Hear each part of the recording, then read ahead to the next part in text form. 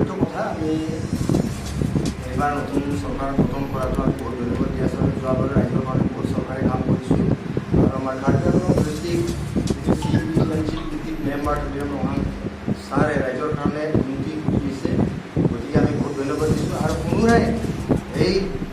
Council বহাৰ লগে লগে ৰাইজৰ কাৰণেও কাম কৰিব আৰু এনেকৈ ডেভেলপটো আনিব বুলি আমি আশা ৰাখিছোঁ। আৰু আমাৰ যিটো কাৰ্বি আংলং হয়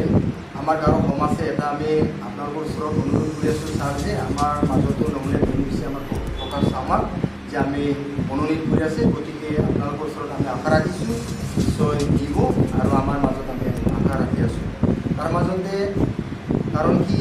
আপোনালোকে সকলোৱে জানে আমাৰ মাজতো আজিলৈকে কোনো একজনী EM হোৱা নাই, MSc হোৱা নাই, গতিকে আপোনালোকৰ ওচৰত আমি অনুৰোধ কৰিছোঁ যে আপোনালোকৰ সহায় আৰু আপোনালোকৰ আশীৰ্বাদ বিচাৰি আছোঁ যাতে আমাৰ মাজতো নহ'লে একজন হ'ব লাগে বুলি আপোনালোকৰ ওচৰত আমাৰ মাজতো আপোনালোকৰ ওচৰতে সকলোৱে যোগাযোগ আছে আৰু সকলোৱে মিলিজুলি কাম কৰি আছোঁ আৰু আপুনি যি সহায় আমাৰ গাঁৱৰ মানুহৰ কাৰণে দি আছোঁ ছাৰ, গতিকে নহ'লে MDCও সেইবাবে আপুনি দিব বুলি আমাৰ মাজতো আমি আশা ৰাখি আছোঁ। আৰু যোৱাকালি আমি যিটো গাৰো ইউনিয়ন আৰু গাৰো কালচাৰেল ছ'চাইটি আৰু লগতে আমাৰ গাৰো পাব্লিক কাম কৰা সকলোৱে আলোচনা কৰি আমি এইবিলাক মিটিং কৰি আমি ভাবি চালোঁ এতিয়াও আছে ৰাইজে উপস্থিত আছে, গতিকে আপোনালোকৰ ওচৰত আমি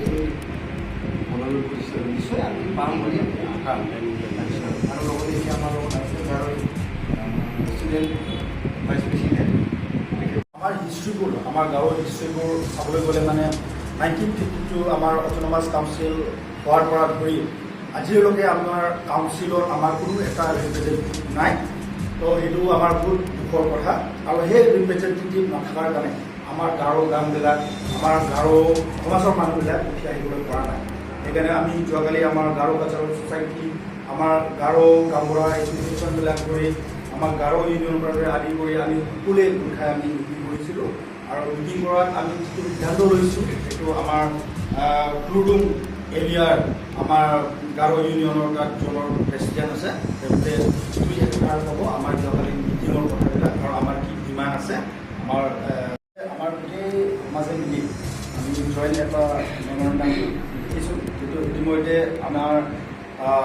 কাউন্সিলত এতিয়ালৈকে বহা নাই কাৰণে আমি জানাই, কিন্তু আগন্তুক দিনত আমি সেইবোৰ প্ৰিপেয়াৰ কৰি ৰাখিছোঁ। লগত আমাৰ